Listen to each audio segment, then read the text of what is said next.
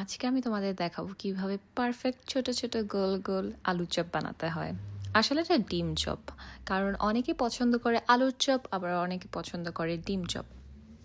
আমি এবার বাংলাদেশে যে দেখছি যে মানে অনেকজনকে দেখছি যে জাস্ট আলুর চপের জন্য তারা পাগল, তারা চপও পছন্দ করে না। বাট আমার কথা, যখনই আমি আলু দিয়ে কিছু করবো, এটা ডিম চপই হতে হবে। আর এক্সট্রা হচ্ছে আলু চপটা করা হয় শুধু আলুটা, সেটা হচ্ছে মুড়ির মাখার জন্য।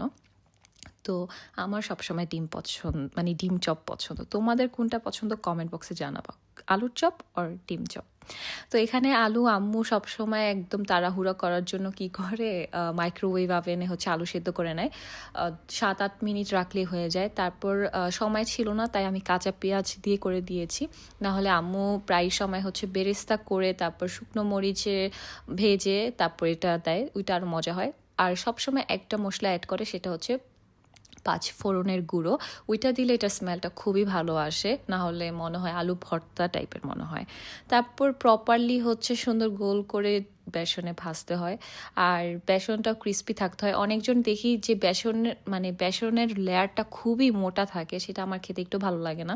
সো বেসনের লেয়ারটা খুবই থিন থাকে, মুচমুচে থাকে।